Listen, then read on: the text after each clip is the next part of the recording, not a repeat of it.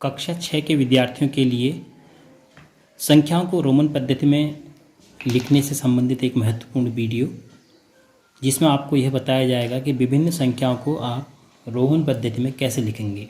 जैसा कि पिछले वीडियो में आपने कुछ मेन बातें रोमन पद्धति की नोट की होंगी। रोमन पद्धति में आप पहले 1, 10, 100 और 1000 इनको अलग से याद कर लीजिए। 5, 50 और 500। देखो 1 दशम 10 दशम 100 दशम 1000 5 दशम 50 दशम 500, ऐसे भी आप इसको याद रख सकते हैं। और ये आपको ध्यान रखना कि VLD इनकी पुनरावृत्ति भी नहीं होगी और यह किसी भी बड़े संकेत के बाईं तरफ भी नहीं लिखे जाएंगे और प्रत्येक संकेत को 3 से अधिक बार प्रयोग आप नहीं कर सकते।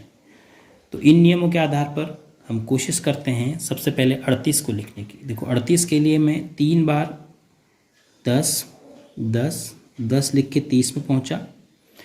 अब इसके दाईं तरफ 5 लिखूंगा तो 35 हो गया। फिर 3 लिखूंगा, 1 2 3 3 बार आई तो कितना हो गया? 38 हो गया। अब अगर हमने 59 लिखना है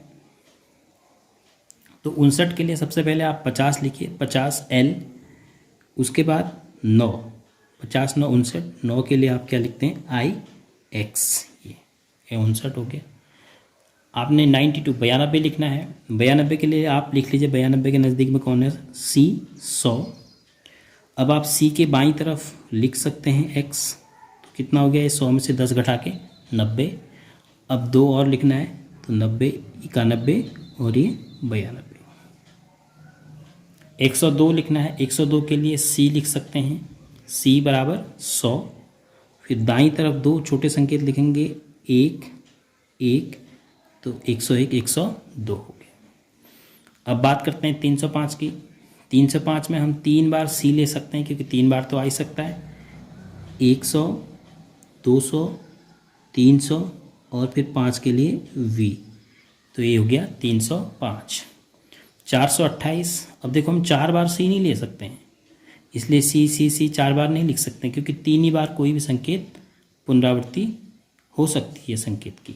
तो अब हम सबसे पहले 400 को 500 की मदद से लिखेंगे। 500 मीन्स D के बाईं ओर हम लिख लेते हैं C, तो 100 घट गया, तो 500 में से 100 घट गया तो कितना हो गया? 400 हो गया। उसके बाद 28 लिखना है, तो 28 के लिए आपने 20 लिखा, 5 25 लिखा, 26 27 28। 100 के बाद की संख्याओं को पहले आप अपना सैकड़ा वाला लिख लो। जैसे 498 है तो पहले आप 400 लिख लो। 400 के लिए लिखेंगे, कम किया 500 में से 100 CD, और उसके बाद 98 के लिए आप क्या लिखेंगे? 90 8 98। तो पहले आप 90 के लिए लिख लीजिए। 90 के लिए लिखेंगे आप ये C में से 10 कम किया 90। अब 98 5 95 96 97 98। अब 902 लिखना है, तो 900 किसके करीब है? M 1000 के करीब, तो M लिख लीजिए और M में से आप C घटा दीजिए, तो 1000 में से 100 घट गया तो 900 हो गया। और उसके बाद 2 है तो दाईं तरफ लिख लीजिए 2 1 2, ये हो गया 902। इसी प्रकार 952, 900 के लिए अब आप जान चुके हैं क्या लिखेंगे? 1000 के बाईं तरफ 100, तो 900 हो गया 52।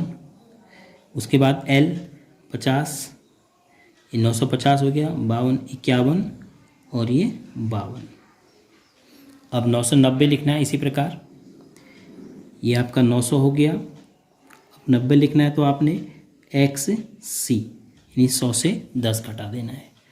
तो 1002, 1000 के लिए आसान है, क्या लिखेंगे? M, 2 के लिए 1 और 2। इस बात का भी ध्यान रखना है कि जो आप 1 के लिए I लिख रहे हैं, इसको केवल आप 5 यानी V और X के ही बाईं तरफ लिख सकते हैं, बाकी के बाईं तरफ ऐसा नहीं कि आप L के बाईं तरफ लिख के 50 के बाईं तरफ 1 लिख के 49 कर देंगे, ऐसा नहीं। तो नियमों का भी हमें ध्यान रखना है। अब 1050 है, सिंपल। 1000 के लिए M, और दाईं तरफ अगर मैं 50 लिखूंगा तो M से छोटा है तो जुड़ जाएगा, तो 1050 टोटल मिला के हो गया 1050। तो इस प्रकार से आप स्वयं भी अपने मन से कुछ संख्याएं लिख के अभ्यास कीजिए और नियमों का ध्यान रखिए। निश्चित रूप से आप संख्याओं को रोमन पद्धति में लिख पाएंगे।